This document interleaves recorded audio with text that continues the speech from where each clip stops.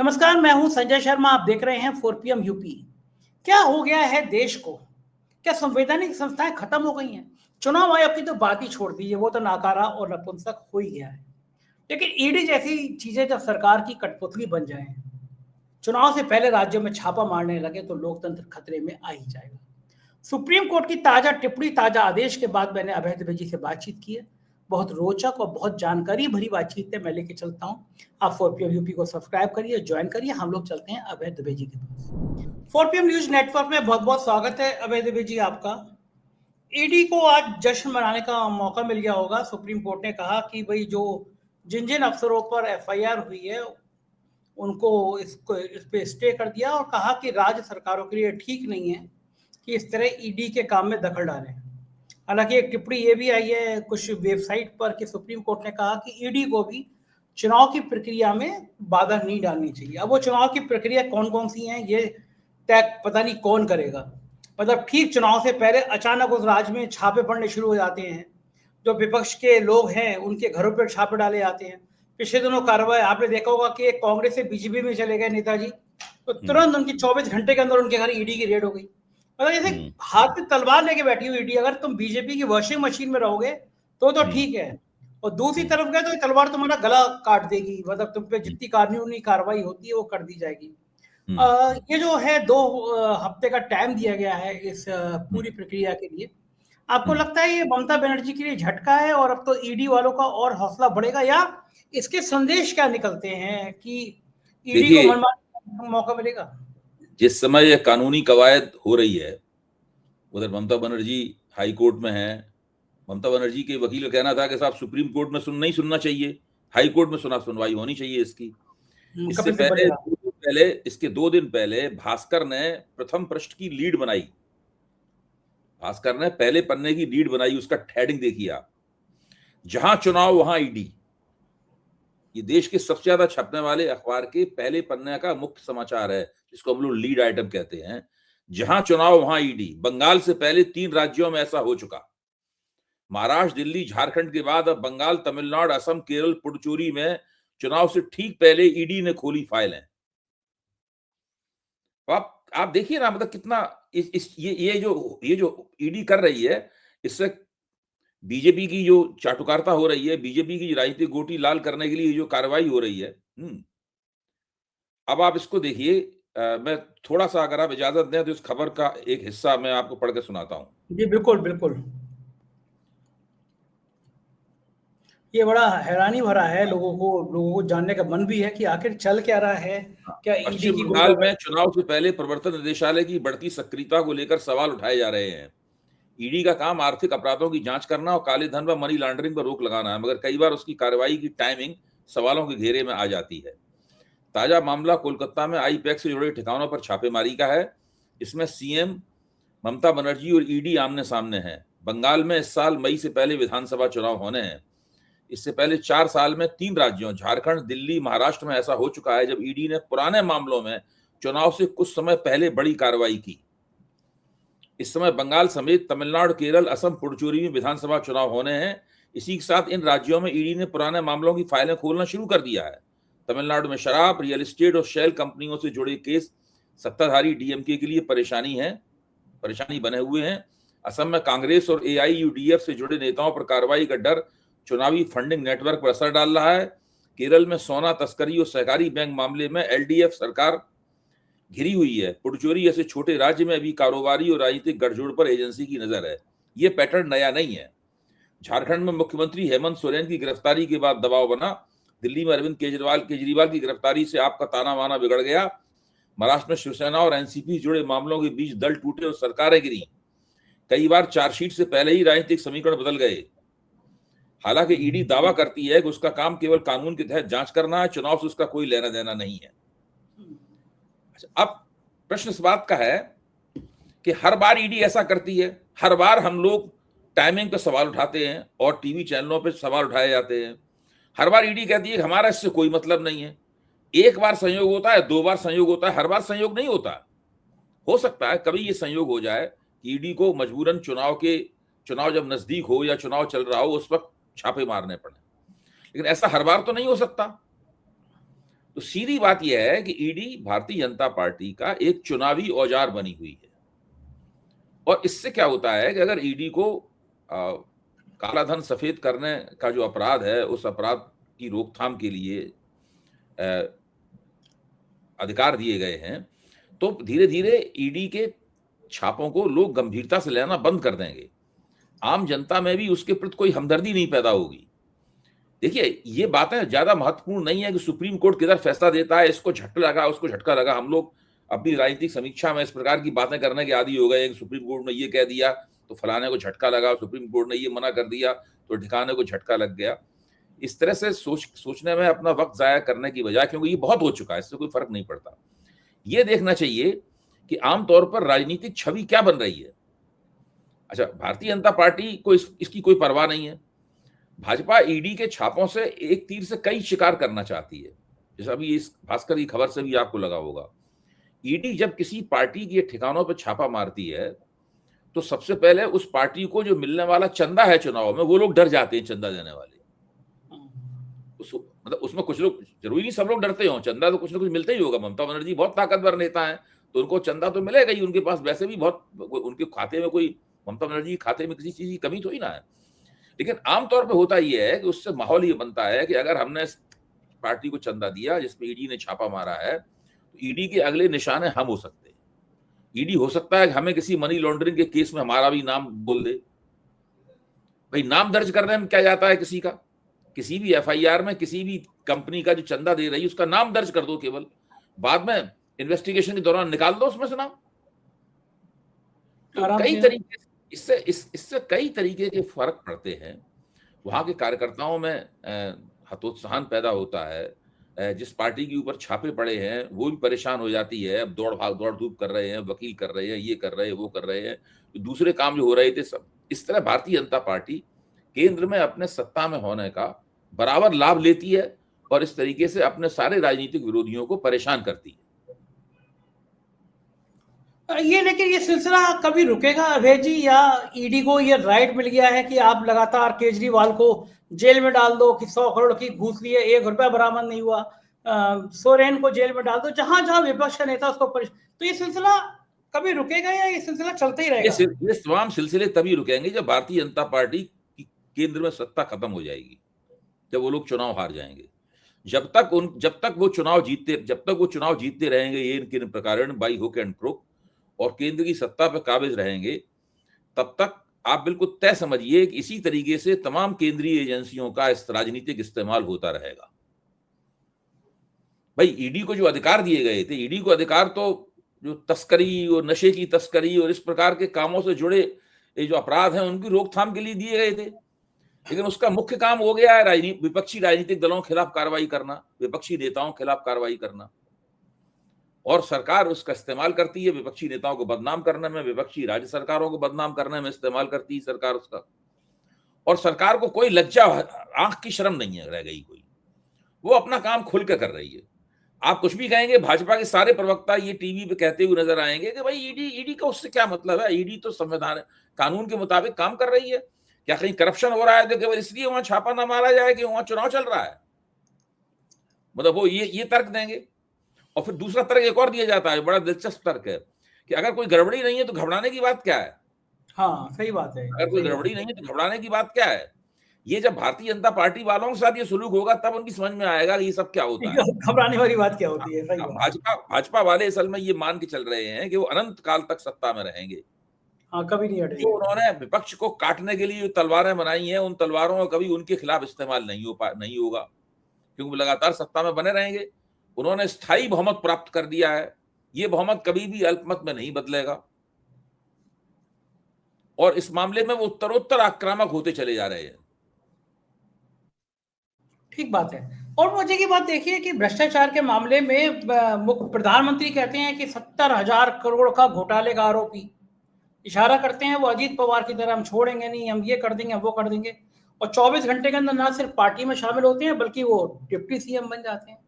असम के मुख्यमंत्री के लिए फायरें निकलती हैं भ्रष्टाचार की, जब वो कांग्रेस में होते हैं, वो बीजेपी की वॉशिंग मशीन में आ जाते हैं, वो असम के मुख्यमंत्री बन जाते हैं। तो ये तय है कि जितने भी भ्रष्टाचार के आरोप लगाती है बीजेपी, अगर वो पार्टी में आ जाएंगे तो फिर वो दूध के धुले हो जाएंगे, फिर उन पर कोई आरोप नहीं, कोई भ्रष्टाचार का मामला नहीं, क्लीन चिट मिल जाएगी उन सबको। देखिए ये ये सब ठीक है बातें भी रवैया। हम लोग संजय जी, ये सब बातें भी हम लोग कई बार कर चुके हैं, बार बार इन बातों को किया जाना चाहिए, इसमें कोई शक नहीं, मैं आपसे इस बात में सहमत हूं। लेकिन हम लोगों को सोचना ये चाहिए कि भारतीय जनता पार्टी और नरेंद्र मोदी बार बार ऐसा क्यों करते हैं। उन्हें कुछ एक खास तरह का कोई यकीन है या उसकी भी एक खास तरह की कोई योजना है उनकी। मतलब वो ये क्यों नहीं सोचते कि जनता भी इन कामों को देख रही होगी, जनता उनके खिलाफ, ऐसा तो नहीं इसके खिलाफ जनता उनके खिलाफ सोचने लगे, कुछ नाराज हो जाए उनसे जनता। तो अभी तक उनको लगता है कि हमारा ये सब करने से हमको फायदा ही फायदा है। कभी कभार नुकसान होता है, 2024 में से एक बड़ा नुकसान हुआ, बहुमत उन्होंने खो दिया। लेकिन कुल मिलाकर जब वो तराजू पे तौलते हैं कि इस तरह की राजनीति करने से, ईडी वगैरह के बेजा इस्तेमाल से उनको फायदा है कि नुकसान है, तो वो देखते हैं कि फायदे का पलड़ा ज्यादा भारी है, नुकसान भी है लेकिन उसका पलड़ा अपेक्षाकृत हल्का है। तो जब तक ये उनको होने वाले फायदे घटेंगे नहीं और उनको बड़ा नुकसान होते हुए नहीं दिखाई पड़ेगा, तब तक वो इन सब बातों को करने से बाज नहीं आएंगे। ये उनकी स्थिति है।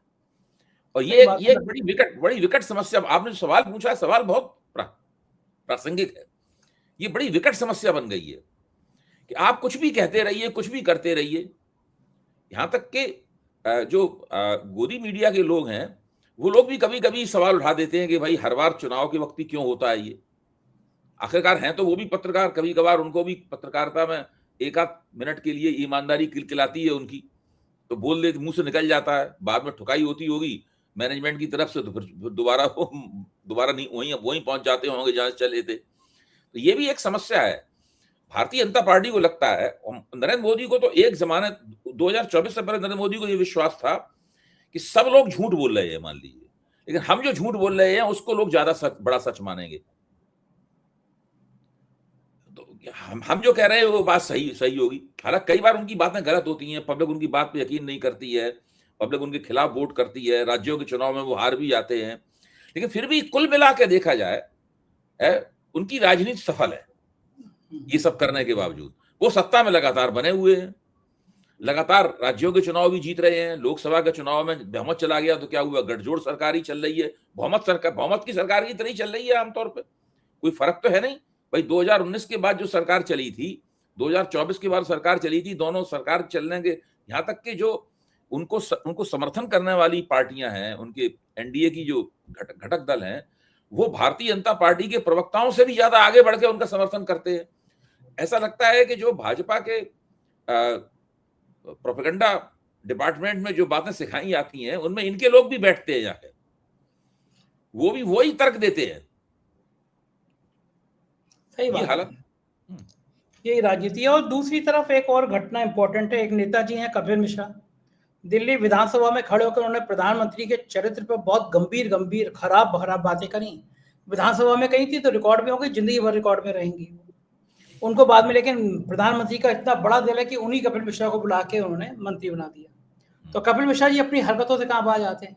उन्होंने आतिशी, पूर्व मुख्यमंत्री आतिशी के एक वीडियो वायरल कर दिया जिसमें सिख समुदाय के प्रति आपत्तिजनक बातें थी।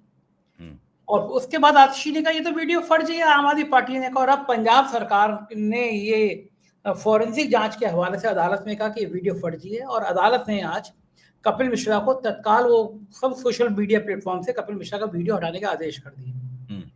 तो ये एक मिनिस्टर, दिल्ली का मिनिस्टर एक फर्जी वीडियो चलाता है, पंजाब की अदालत कह रही है कि वीडियो फर्जी है, इसको हटाइए।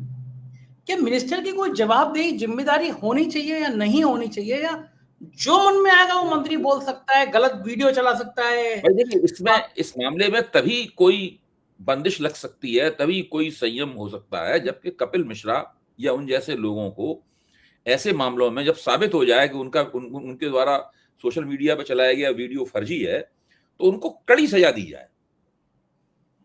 मतलब अब जैसे कि अगर अब पंजाब सरकार को चाहिए कि इस मसले को ले जाके वो हाई कोर्ट में जाए, इस मसले को सुप्रीम कोर्ट तक ले जाए वो, और ये आदेश पारित कराए कि कपिल मिश्रा को सजा दी जाए। इसके लिए दिल्ली के मुख्यमंत्री को ये सुप्रीम कोर्ट का आदेश जाए कि इनको सरकार से बर्खास्त किया जाए, और फिर वो दुविधा की स्थिति पैदा होगी बहुत ज्यादा। और एक नई राष्ट्रीय बहस होगी कि एक मंत्री जो सदन में इस तरह बोलता था, फिर उसी पार्टी के साथ जाके फिर मंत्री दोबारा बना हुआ है, ये वही व्यक्ति है जिसके ऊपर दंगा भड़काने का भी आरोप है। उसका वीडियो है बाकायदा दंगा भड़काने का, फिर भी उसको टिकट दिया गया, वो चुनाव जीता और वो मंत्री बना। अब वो फर्जी वीडियो चला रहा है वहां पे, और फर्जी वीडियो भी साबित हो गया कि ये फर्जी वीडियो है।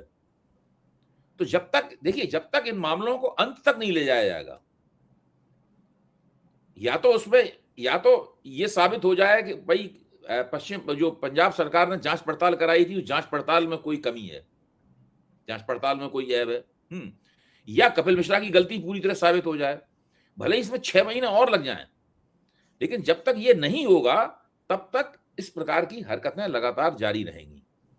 भाई कपिल मिश्रा को दंगा भड़काते हुए वीडियो देखा गया, कपिल मिश्रा के राजनीतिक जीवन में उसका कोई विपरीत असर नहीं पड़ा, कुछ नहीं। वो तो जैसे दंगा भड़काने का वीडियो होने से उन्होंने बहुत अच्छा काम किया हो तो उन्हें उल्टा पुरस्कृत किया गया, उन्हें मंत्री बना दिया गया।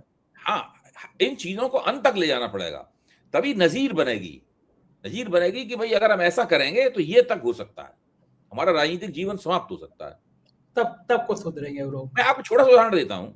नूपुर शर्मा ने और दिल्ली भाजपा के प्रवक्ता ने पैगंबर मोहम्मद के खिलाफ कुछ अपमानजनक टिप्पणी की।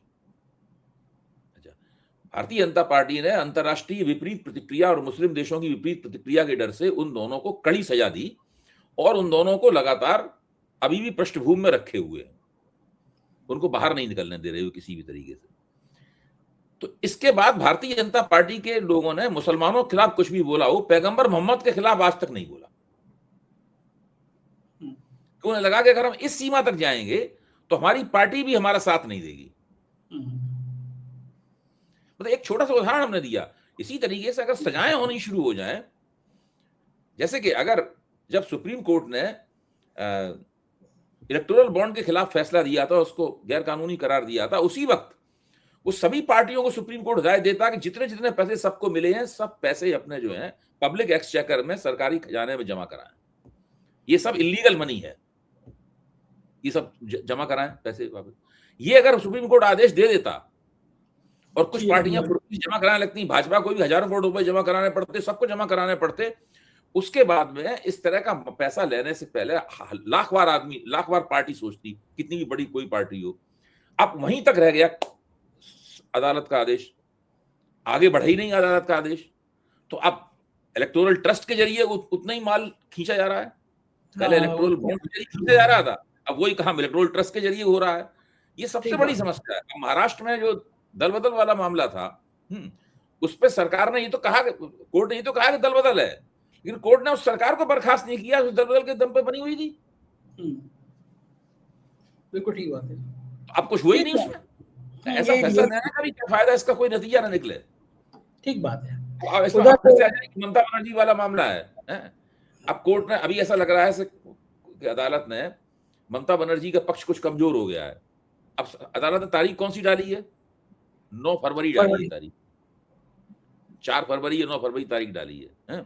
आज 15 जनवरी है, अभी 16 दिन तो जनवरी खत्म होने में। उसके बाद 3 या 4 फरवरी तारीख डाली है, तभी 19-20 दिन की बाद की तारीख डाली है। उसमें कुछ सुना कि 1-1.5 महीने की तारीख फिर आगे डाल देंगे, फिर 1-2 बार सुनेंगे, फिर 1-1.5 महीने की तारीख फिर आगे डाल देंगे, चुनाव हो जाएगा। हाँ, पता नहीं क्या होगा तब तक मामला इतना मामला ढीला हो जाएगा, उसकी प्रासंगिकता समाप्त हो जाती है। भाई हिंदुस्तान में हर चीज को लटकाया जाता है, किसी चीज को उसके मुकाम तक नहीं पहुंचाया जाता। अच्छा, उसके लोग कितनी बात भूलते जाते हैं, लोगों को कितनी बातें लोगों को याद रहे, ये भी तो एक समस्या है। भाई हम और आप खबरों के बिजनेस में हैं संजय जी, हमें आपको खबरें याद रखना जरूरी है। हम लोगों में कभी सोचता हूँ खबरों की कोई लॉग बुक बनानी चाहिए, इंपॉर्टेंट खबरों की, ताकि हम भूलें नहीं। अब जैसे कि मैं कभी कभी सोचता हूँ कि भास्कर में मैं लेख वगैरह लिखता हूँ, वहाँ के संपादकीय विभाग से मेरे ताल्लुक हैं। कभी कभी मैं सोचता हूँ कि भास्कर बहुत अच्छा अखबार है, बहुत अच्छी खबरें छापता। अभी तो हमने भास्कर की खबर भी पढ़ के सुनाई आपके मंच पे।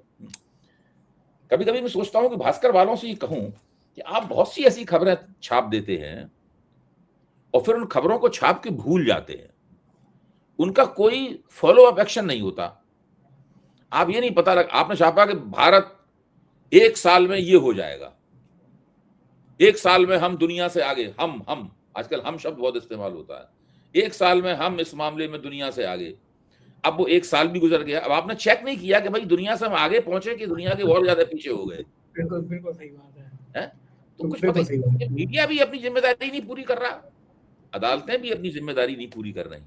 सब लोग क्या, इंस्टेंट कॉफी होती है ना, तुरंत तुरंत पानी उबाला, एक चम्मच कॉफी डाली उसमें और वो अपना पी गए, उसको कुछ उत्तर प्रदेश, उत्तर प्रदेश में ब्राह्मण नाराज हैं क्योंकि प्रदेश अध्यक्ष नए ने ब्राह्मणों के विधायकों की मीटिंग में बहुत तीखा कमेंट कर दिया। ब्राह्मण नाराज है कि सब समाज कर रहा है, हमने कर ली विधायकों की मीटिंग, तो बहुत रिएक्शन हो गया, बहुत ज्यादा बीजेपी नाराज है। मायावती का आज 70वां जन्मदिन था, उन्होंने कहा कि हमारे समाज ने ब्राह्मण समाज को उचित भागीदारी दी, ब्राह्मण समाज को बीजेपी सपा कांग्रेस के बहकावे में नहीं आना चाहिए, ब्राह्मण समाज को किसी का भी बाटी चौका नहीं चाहिए। अखिलेश यादव ने मायावती को जन्मदिन की बधाई देते हुए कहा, आदरणीय मायावती जी को जन्मदिन की हार्दिक बधाई, उनके स्वस्थ स्वतंत्र जीवन, खासतौर से लिखा स्वतंत्र जीवन और सार्थक सक्रियता के लिए अनंत शुभकामनाएं, संविधान विरोधी बीजेपी के खिलाफ बनी रहे ललकार। दो शब्द बड़े इंपॉर्टेंट, स्वतंत्र जीवन और संविधान विरोधी भाजपा के खिलाफ बनी रही ललकार। अखिलेश यादव आजकल बड़ा चुनिंदा शब्द लिखते हैं, तीखा सही बात है। नहीं देखिए, मायावती एक ऐसी नेता हैं जिनके राजनीतिक जीवन के 2 चरण हैं, 3 चरण हैं। एक वो चरण है जब कांशीराम के देखरेख में वो राजनीति के लिए तैयार की जा रही थी, चुनाव लड़ती थी, हारती थी, जीती भी, मतलब वो तैयार की जा रही थी। दूसरा चरण वो है जब कांशीराम नहीं रहे तो सारी बागडोर मायावती के हाथ में आ गई और मायावती ने फिर बहुत अच्छा काम करके दिखाया और 2007 में वो अपने राजनीतिक जीवन के शिखर पर पहुंची। मैं जब वो भाजपा की मदद से मुख्यमंत्री बनती थी, 3 बार बनी, तो मैं उसको ज्यादा महत्व नहीं देता। सबसे ज्यादा महत्वपूर्ण है वो 2007 की उनकी जीत जो थी, और उस जीत में उन्होंने गैर दलित और गैर पिछड़े समाज की जो समुदाय थे उनसे भी अच्छे ताल्लुकात बनाए। उन्होंने राजपूतों से ताल्लुकात बनाए, उन्होंने वैश्यों से ताल्लुकात बनाए, उन्होंने ब्राह्मणों से ताल्लुकात बनाए। ब्राह्मणों से उनके जो ताल्लुकात उन दोनों अच्छे हुए थे उसकी सबसे ज्यादा चर्चा है। लेकिन जो उनका तीसरा दौर शुरू हुआ मायावती का, उसका कोई तर्क नहीं समझ में आता है कि वो तीसरे दौर में जो आचरण करती नजर आ रही है वो क्यों नजर करती। इसीलिए अखिलेश को उनके ऊपर छींटाकशी करनी पड़ती है। वो स्वतंत्र शब्द क्यों लिख रहे हैं मायावती, इसका मतलब है कि अपनी स्वतंत्रता खो जाने से डरी हुई है, यानी गिरफ्तारी से डरी हुई है। संविधान विरोधी बीजेपी, सब लोग जाते हैं भारतीय, भाई बीजेपी ने एक चुनाव में बहुमत खो दी इसी आरोप के आधार पर कि वो संविधान बदल देगी और आरक्षण छीन लेगी। तो ये सब जो हो रहा है। अच्छा, दूसरे, क्या मायावती को नहीं दिखाई दे रहा कि SIR के जरिए बीजेपी ने किस प्रकार का एक उपकरण बनाया है जिससे वो अपोजिशन से परमानेंटली बहुमत पाने की संभावना छीन लेना चाहती है। ठीक बात है। हाँ, इसके बावजूद भी वो इस प्रकार की कार्रवाइयां कर रही हैं। अब एक इतनी मजबूत बड़ी नेता थी जिसके बारे में सोचा जाता था कि कभी देश की प्रधानमंत्री भी बन सकती है, राष्ट्रपति भी बन सकती है, मतलब मायावती की राजनीतिक जीवन में बहुत संभावनाएं थी। आज की स्थिति क्या है, आज वो सारी संभावनाएं ऐसा लगता है तिरोहित हो गई हैं। बहुत ही गड़बड़ कर लिया उन्होंने, इस बात का बहुत अफसोस होता है मायावती को देख के। ठीक है, बहुत बहुत शुक्रिया अभय जी, आपने मुझे समय दिया बातचीत की। Thank you. ये तो अभय दुबे जी, पूरी बातचीत आपने सुनी, कैसी लगी बातचीत बताइएगा जरूर। शुक्रिया, थैंक यू।